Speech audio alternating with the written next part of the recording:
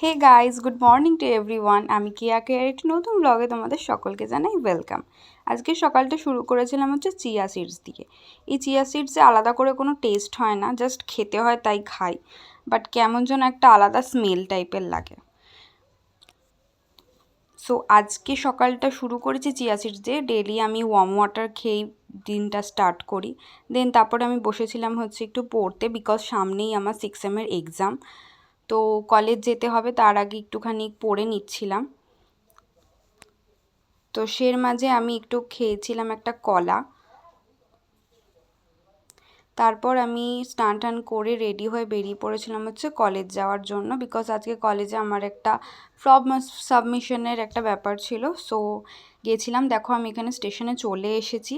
আর স্টেশনে পৌঁছে আমার দেখা হয়েছে এই অদ্ভুতুরে মানুষগুলোর সাথে। আমি গিয়ে দেখলাম ওরা ওখানে আমার জন্য বসে আছে, আমার জন্য ওয়েট করছে।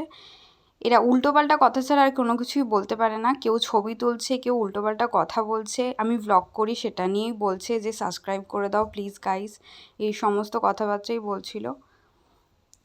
তো ওদের সাথে ওখানে বসে গল্প টল্প করার পর আমরা উঠে গেলাম হচ্ছে ট্রেনে, বিকজ আমি আর একটা বন্ধু যাব হচ্ছে কলেজে, বাট আর একটা বন্ধু যাবে হচ্ছে ওর একটু দরকারে। সো সেখান থেকে নেমে আমি উত্তরপাড়া থেকে অটো ধরে নিয়েছিলাম কলেজ যাওয়ার জন্য। আজকে ভীষণ গরম ছিল, যেমন রোদ তেমনি গরম। আজকাল রোদের টেম্পার এত বেড়েছে যে বাইরে আমার বেরোতেও ইচ্ছা করে না, কিছু করতেও ইচ্ছা করে না। দেন কলেজ থেকে বেরিয়ে খেয়ে নিচ্ছিলাম হচ্ছে একটা ডাব, বিকজ কিছু উল্টোপাল্টা খেতে ইচ্ছা করে না বাইরে। সো এখানে দেখো আমি ট্রেনে করে বাড়ি আসছিলাম, আর আমার সাথে যে বন্ধুটা গিয়েছিল ওর লাইফের আপডেট শোনাচ্ছিল, যেগুলো এই বোরিং গল্পগুলো আমাকে শুনতে হচ্ছিল।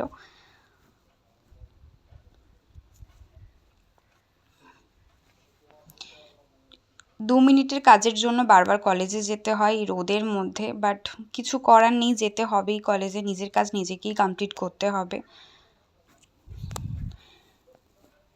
সো আমি কলেজের সমস্ত কাজ কমপ্লিট করে নিয়ে বাড়ি চলে এসেছিলাম। বাড়িতে এসে আমি একটু দেখছিলাম যে স্প্লিটসভিলার ফিনালে।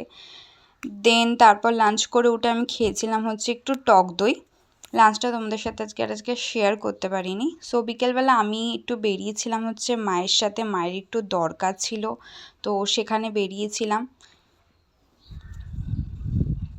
মা গেছিলো হচ্ছে একটা সোনার দোকানে, মায়ের কিছু কাজ ছিল সেটা মেটানোর জন্য। তো সেখানে আমি মায়ের সাথে গেছিলাম, আর বাড়িতে এসে খেয়েছিলাম হচ্ছে একটা কর্নেটো। সো আজকের ভিডিওটা এতটুকুই। তো তোমাদের কেমন লাগলো অবশ্যই জানিও। তো সকলকে আজকের জন্য সকলকে টাটা বাই।